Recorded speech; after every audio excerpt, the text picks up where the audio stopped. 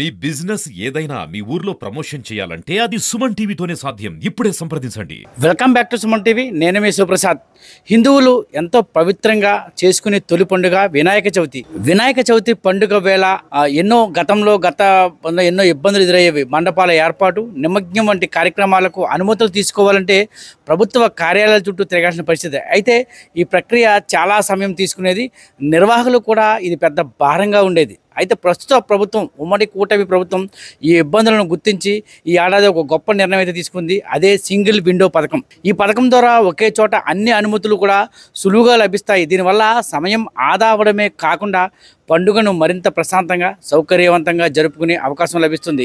అయితే ఈ పథకం గురించి పూర్తి వివరాలను తెలియజేయడానికి ఈరోజు మనతో రంపచోడవరం ఏఎస్పీ సాయి ప్రశాంత్ గారు ఉన్నారు. ఈ పథకం ఎలా పనిచేస్తుంది, నిర్వాహకులకు ఎలాంటి జాగ్రత్తలు తీసుకోవాలనే విషయాలను ఆయనతో మాట్లాడే ప్రయత్నం చేద్దాం రండి. అందరికీ నమస్కారం అండి.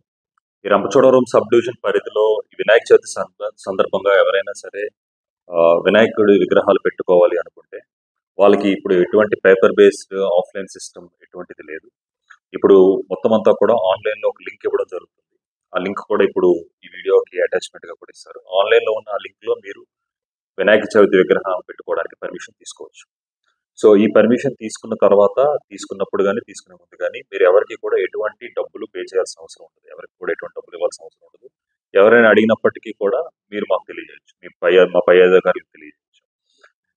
అండ్ రెండవది, ఈ వినాయకుడి విగ్రహాలు పెట్టే ఈ ప్లేసెస్ ఏవైతే ఉన్నాయో అవి కొంచెం సేఫ్ ప్లేసెస్లోని అండ్ మరి రోడ్డుకి దగ్గరగా కాకుండా ట్రాఫిక్ అంతరాయం లేకుండా పెట్టాలని చెప్పేసి కోరుకుంటున్నాం.